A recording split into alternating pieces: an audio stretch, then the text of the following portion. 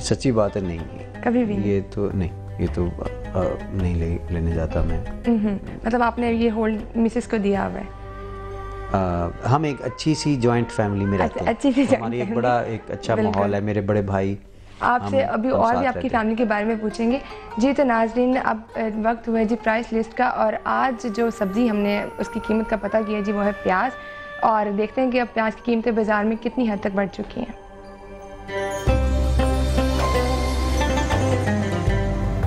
रमज़ान के आगाज़ के साथ ही प्याज का इस्तेमाल बढ़ गया है। घर में पकाया जाने वाला सालन हो या पकौड़े, प्याज हर डिश का एक बुनियादी जुज़्व है। जहां प्याज की तलब बढ़ी, वहीं उसकी कीमतों में भी 20 से 25% तक इजाफा हो गया। दुकानदारों का कहना है कि जब होलसेल मार्केट से उन्हें महंगा प्याज मिलेगा तो वो इसे सस्ता कैसे बेच सकते हैं। जहाँ हम 23 रुपए या 22 रुपए की देते थे बोरी, अब 24 की हो गई, 24.5 की। इसलिए वजह से हम करते हैं। फड़ियां की होंदा उन्होंने तो लिया के उत्थे बेचना, जिस हिसाब से मिलना उस हिसाब से बेचारे ने बेचना। दूसरी तरफ खरीदारों का कहना है कि कीमतें बढ़ने में प्याज की पैदावार या तलब का अमल दखल नहीं, बल्कि दुकानदार ज्यादा से ज्यादा मुनाफाखोरी चाहते हैं। पहले 10-12 रुपए किलो था, अब हो गया 20-25 रुपए किलो। हुकूमत तो किसी काम की नहीं है, हुकूमत ही सब कुछ करवा रही है। 15 रुपए किलो दे रहे थे पहले, हाँ अब ज्यादा प्याज इन्होंने महंगाई कर दी है। हाँ जी, हम क्या करें, गरीब आदमी किधर से खाएं। अवाम का कहना है कि हुकूमत माह रमजान में सार्फिन को ताजरों के रहमो करम पर छोड़ने की बजाय कीमतों के इस्तेकाम के लिए अमली इक़दाम करे। इफ्तार का समा के लिए कैमरामैन अमजद शेख के साथ मोहम्मद लुकमान, समा, लाहौर।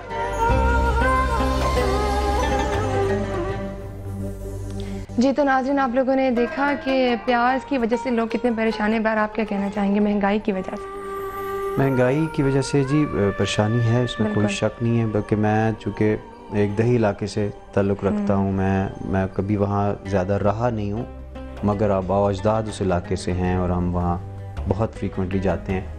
वहाँ पे तो लोगों को 2 वक्त का खाना भी नहीं मिलता। अच्छा। हाँ, और ये नहीं सारा कुछ हमारी आदत है, इसी एक हुकूमत पे डाल दो, ऐसा नहीं है। ये बहुत अरसे से सिलसिला चला आ रहा है और उसके लिए सोचना पड़ेगा। आबादी का भी बहुत बड़ा बोझ है। मैं वैसे ये हुकूमत से उस दिन एक जगह मेरा आइडिया आया था मेरे जहन में कि अगर इन दिनों एक्सपोर्ट्स हम फूड आइटम्स की बंद कर दें तो शायद इन हाउस हमारे पाकिस्तान के अंदर उसकी खपत हो जाए। बिकॉज चीज़ों की कीमतें बिल्कुल रमज़ान में बढ़ना बिल्कुल सही बात है और बहुत बढ़ती जा रही हैं और आपसे भी गुफ्तगू चलती रहेगी। लेकिन नाज़रीन, भी वक्त हुआ एक छोटे से ब्रेक का, तो मिलते हैं इस वक्फे के बाद।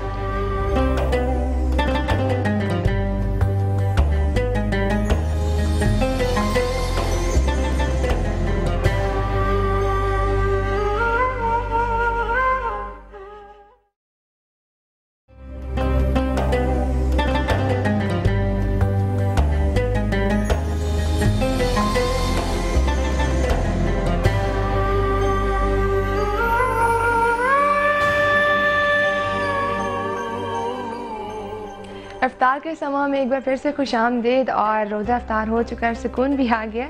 और अब जो बारी है जी हमारे पास है जी जो हमारा पैकेज है रोज़ा कुशाई, जिसमें हम ये देखेंगे कि जो हमारे नन्हे रोज़ादार हैं वो किस तरह से अपना रोज़ा इफ्तार करते हैं। तो आइए देखते हैं।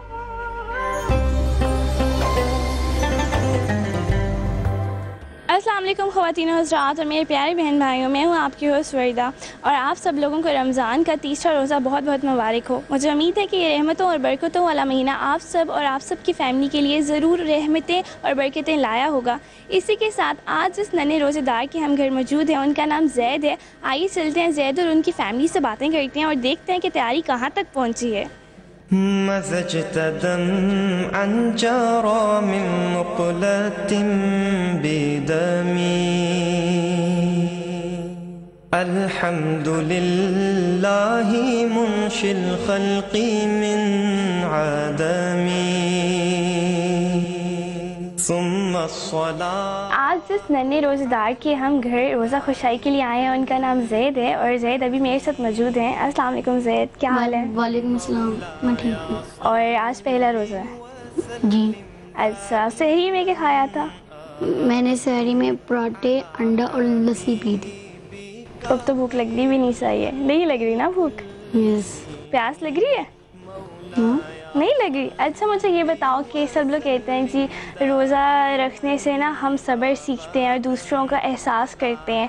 आप इतने छोटे, आपने पहला रोज़ा रखा है, आपने क्या सीखा है रोज़ा रख कर? मैंने रोज़ा रख कर सीखा है सब्र और बर्दाश्त का सबक सीखा मैं। जी ज़ैद से तो हमने बात कर ली, लेकिन अब चलते हैं और इसकी फैमिली से बात करते हैं और देखते हैं कि इफ्तारी की तैयारी कहाँ तक पहुँची।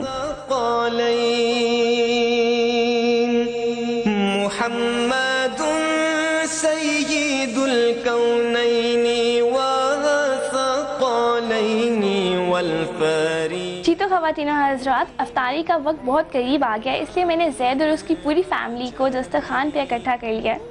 अस्सलाम वालेकुम, क्या हाल है? वालेकुम सलाम, ठीक ठाक बिल्कुल। अच्छा सबसे पहले तो आप अपने बेटे को ये हार पहना दें। सरवरे कौनैन सुल्ताने अरब शाहे। अच्छा अब मुझे बताएं कि ज़ैद का पहला रोज़ा है, आपको कैसा फील हो रहा है? मैं बहुत ज़्यादा खुश हूँ, मेरे बेटे ने आज पहला रोज़ा रखा है और ये मुझसे ज़्यादा एक्साइटेड ये था। ये सारी रात जागता रहा और सहरी का इंतज़ार करता रहा और बहुत इसने शौक़ से और मजहबी, जिसे कहना चाहिए ना कि मजहबी ज़ौक़ व शौक़ से इसने रोज़ा रखा है। जी तो ज़ैद के वालिद से बात करते हैं। अस्सलाम वालेकुम अंकल। वालेकुम सलाम। अच्छा अंकल आप बताएं कि ज़ैद ने पहला रोज़ा रखा है, आपकी क्या फीलिंग्स हैं, आपको कैसा फील हो रहा है? इसकी काफ़ी अर्से से ख्वाहिश थी और ये मुझे कहते रहता था कि रोज़ा रखूं, और लकीली कि आजकल वेकेशन चल रही हैं और इसने रोज़ा रखा है और बड़ी कामयाबी से रखा है। ख़वातीनो हज़रात, मुझे लगता है कि इफ्तारी का वक्त बहुत करीब आ गया है, इसलिए हम सब लोगों को दुआ कर लेनी चाहिए। नहीं रब की कसम मौलाया सल्ली व सल्लिम दाइमन अबदन। जी तो नाज़रीन, रोज़ा अफ्तार हो चुका है और मैं ज़ैद और उसकी पूरी फैमिली का शुक्रिया अदा करूँगी कि उन्होंने हमारे साथ बहुत अच्छा लम्हा और वक्त गुजारा, और आप सब लोगों का कि वह ज़ैद की खुशियों में शरीक हुए। अब मुझे इजाज़त दीजिए, अगली दफ़ा फिर एक नए रोज़ेदार के साथ आपके सामने हाजिर होंगी। और अब चलते हैं स्टूडियो की तरफ।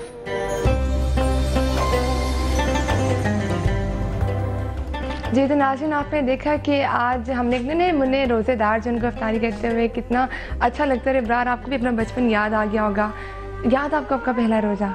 हाँ, मैं 6 इयर्स का था। अच्छा। याद है, गुजरात में तो उस वक्त पहला रोज़ा काफ़ी तवील रोज़ा था। फिर भूख और प्यास ज़्यादा लगी, ज़्यादा प्यास लगती होगी। मतलब बचपन में तो इंसान को इतनी टेंशन भी नहीं होती, खेल कूद में मसरूफ़ रहते हैं। बिल्कुल सही बात। अच्छा ये बताएं इब्रार कि जैसा मैं आपसे पूछी थी कि आप एक चीज़ के अलावा मतलब माशाल्लाह इतने काम करते हैं, किस तरह सबको हैंडल करते हैं? अभी आप मेडिकल कॉलेज की तरफ भी बढ़ रहे हैं, तो इरादा है आपका पॉलिटिक्स में आने का? देखिए, जब पॉलिटिक्स की बात करते हैं बहुत सारे लोग में से ये सवाल पूछते हैं। दिल तो हम सब लोगों का चाहता है कि हम कोई ना कोई रोल प्ले करें ना। जब देखिए ऐसे भी हो सकता था, ये ऐसे क्यों नहीं करते, या हम सब ऐसे ही थे कौम, हम लोगों का दिल चाहता है। लेकिन मैं समझता हूँ कि इतना आसान नहीं है। मैं तो अपने आप को ग्रूम कर रहा हूँ, देख रहा हूँ क्या पॉसिबिलिटीज़ हैं। अगर मौका मिला ज़िंदगी में कोई ऐसा अपना रोल प्ले करने का तो मैं ज़रूर करूँगा, लेकिन उसमें नीयत मेरी यही होगी कि पाकिस्तान के लिए कुछ कर सकूँ। बिल्कुल सही बात है। और मैं आपसे ये कहूँगी जी, अगर आप कोई गुनगुना के या थोड़ा सा कोई पढ़ के सुना दें कलाम तो कलाम तो बहुत से हैं, अपना कोई फेवरेट सुना दें। वो मैं मुख्तलिफ आजकल टीवी के शोज़ में वैसे काफ़ी पढ़ चुका हूँ, लेकिन मैं फिर सुना देता हूँ। जी ज़रूर। उसको तो मैं ख़ुद भी काफ़ी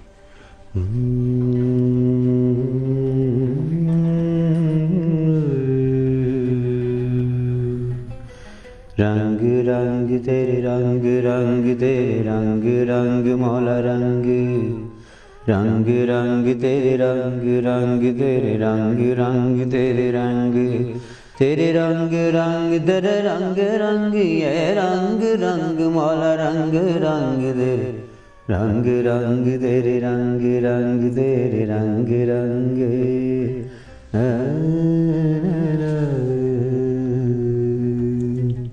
इफ्तारी के बाद मैंने आपको इसलिए पहले इफ्तारी करवा दी कि आपका पेट जरा भर जाए, फिर आप सुना दें। अच्छा ये बताएं, आपके रमज़ान में जो रूटीन होती है, इसकी वजह से आपके काम जो डिस्टर्ब मतलब नहीं होता, आप कहते हैं कि काम चलते रहते हैं, लेकिन सेहत का ख्याल किस तरह रखते हैं आप रमज़ान में? सेहत का ख्याल रखना मुश्किल हो जाता है। आपने सुना होगा पिछले रमज़ान मुबारक में हम लोगों ने इतनी दौड़ भाग की, तकरीबन 2 दफ़ा बरतानिया गए, 1 दफ़ा हम यूएई गए, फिर पाकिस्तान में भी बहुत सारी जगहों पे, बिकॉज सलाबत गान वाला मामला था, उसको काफ़ी हम दौड़ भाग कर रहे थे। नहीं, उससे पहले वाला रमज़ान था या बाद वाला, तो बहरहाल हमने बहुत दौड़ी। अच्छा। तो उसमें ये हुआ कि एक टीवी के प्रोग्राम में मैं बैठा हुआ था, तो उसमें हार्ट पल्पिटेशन शुरू हो गई। अच्छा। मैंने समझा मुझे हार्ट अटैक हो गया, तो मैं भाग के ना वहाँ से हॉस्पिटल गया, तो उसने कहा कि आपको एंजाइटी है और कुछ नहीं है। तो वो खैर एंजाइटी थी, और उसकी एक खबर ऐसे फैली कि जी हार्ट अटैक हो गया है। जी जी बिल्कुल। और वो अभी हम ब्रेक में भी यही बात कर रहे थे, नाज़रीन की कह रही थी कि नेट से मैं रिसर्च कर रही थी, तो उसके ऊपर आपको हार्ट अटैक कब हुआ था, बड़े आराम से इसने मेरे से पूछ लिया, अच्छा आपको हार्ट अटैक कब हुआ था। मैंने कहा रहम करे, अभी तक तो नहीं हुआ, ना ही हो तो अच्छा, किसी को भी ना हो। बिल्कुल सही बात है। लेकिन ये कि पैल्पिटेशन और उसके साथ साथ ये, क्योंकि हम लोग बहुत ज़्यादा काम करते हैं और आखिरी अशरे के आखिरी दिन चल रहे थे, और उसमें किसी ने एडवाइस किया कि ये डाइटरी सप्लीमेंट्स ले लो। अच्छा। तो वो मैंने खा ली गोलियाँ, और वो नहीं होती कि आप एनर्जी के लिए सारे वो, तो वो भी मैं लोगों से रिक्वेस्ट करूंगा कि डाइटरी सप्लीमेंट्स भी बहुत सोच समझ के लेने चाहिए, उनका रिएक्शन भी मुमकिन हो जाता है। अच्छा जी, हम लोग इतनी बातें करें, ये बताएं कि जो आपकी ये सहारा और सुगरा, इसके अलावा जो आपने पार्लियामेंट का किया, इसके फ्यूचर प्लान्स क्या आगे? देखिए, सहारा तो अल्हम्दुलिल्लाह जो काम कर रहा है, मेडिकल कॉलेज अब बन रहा है ताकि हॉस्पिटल को सपोर्ट कर सके। फिर हम एक और, मैंने वज़ीर आज़म साहब से रिक्वेस्ट की है, मुफ्त तालीम होगी मेडिकल कॉलेज में? नहीं, अच्छा, बिल्कुल मुफ्त नहीं होगी, बिकॉज उसकी इनकम से ये हॉस्पिटल चलेगा। बिकॉज हॉस्पिटल को चलाना मुश्किल काम है ना, 23-24 करोड़ सालाना, तो वो अभी हम लोगों से मांगते हैं अपनी ज़िंदगियों में। अब इसके बाद सोचे ना क्या होगा, तो इसलिए लॉन्ग टर्म उसको सोचना है कि क़यामत तक अल्लाह करे वो चलता रहे। फिर ये कि मज़ीद हॉस्पिटल्स कैसे, सहारा का काम ये चलता रहेगा इंशाल्लाह।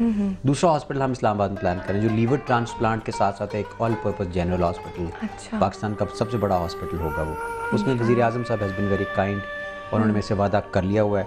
वो ज़मीन लास्ट कैबिनेट ने भी मंजूर कर दी थी, उसमें कुछ CDA और गवर्नमेंट के दरमियान लिखत पढ़त चल रही है। अच्छा। तो होपफुली मुझे जल्दी मिल जाएगी, जैसे वो मिलेगी इंशाल्लाह इसी हुकूमत से इफ्तिताह कराने के बाद और भलाई का काम, नेकी का काम, जिस पर गवर्नमेंट का एक पैसा नहीं लगेगा, हम मुखैर हजरात से इकट्ठे करेंगे और वहाँ हॉस्पिटल बना देंगे। और अगर ये पहले हो जाता, कुछ हम मेरी तरफ से भी सुस्ती हुई है, कुछ गवर्नमेंट के चीज़ों में भी आपको पता है टाइम लग जाता है। जी जी। दोनों वजह से बहुत सारे पेशेंट जो है अभी तक ट्रीट किए जा सकते थे, लेकिन बहरहाल उम्मीद है कि ये जल्दी हो जाएगा काम इंशाल्लाह। दूसरा हॉस्पिटल वो है। फिर जो यूथ पार्लियामेंट का आपने पूछा, उसको हम एक्सपेंड करना चाहेंगे कि वो करोड़ों नौजवान उसमें शामिल हों, उनकी ग्रूमिंग बड़ी इंपॉर्टेंट है। और एक हमारा नारा जो है वो ये है, बेरोजगारी को अच्छा बिल्कुल उसको एड्रेस करना है, बिकॉज अगले 10 सालों में 4 करोड़ नौजवान होंगे बेरोजगार, 4 करोड़, और वो सड़कों पे आएंगे। अभी से क्राइम देखें कहाँ चला गया। मेरी गाड़ी का शीशा परसों कोई तोड़ के ले गया अपने साथ, मेरे भतीजे से गन पॉइंट पे कोई मोबाइल छीन के ले गया। इसमें आप किसी एक गवर्नमेंट को, किसी एक चीज़ को वो ब्लेम नहीं कर सकते। बिल्कुल सही बात है पूरी इस चीज़ और हम किसी एक को ब्लेम भी नहीं दे सकते, और आपसे बातें और भी रहेंगी, लेकिन नाज़रीन अभी वक्त एक छोटे से ब्रेक का, तो मिलते हैं इस ब्रेक के बाद।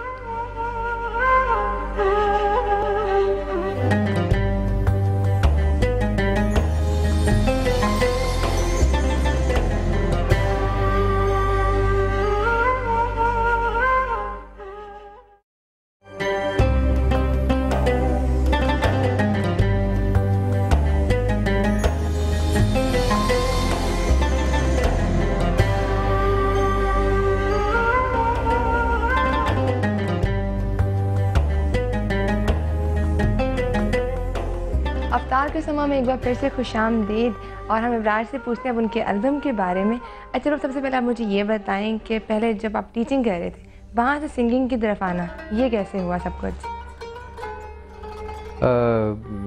एक गाना बन गया था मुझसे जी इत्तेफाक अच्छा। से, मैंने बड़े भाई को सुनाया, सबसे बड़े भाई कर्नल बात कहने गया तो बड़ा अच्छा गाना है, तो मैंने कहा मैंने एल्बम बनानी है। गाने से सीधा एल्बम की तरफ? हाँ।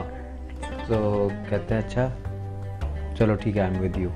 अच्छा, और घर में किसी को मैंने नहीं बताया, सिर्फ 1-2 बहनों को मैंने वो गाना सुनाया था, तो दे रियली लाइक्ड इट। तो उनको ये नहीं बताया कि एल्बम बना रहा हूँ, तो मैं और अनवार भाई हम मिल के चोरी एल्बम काम शुरू कर दिया।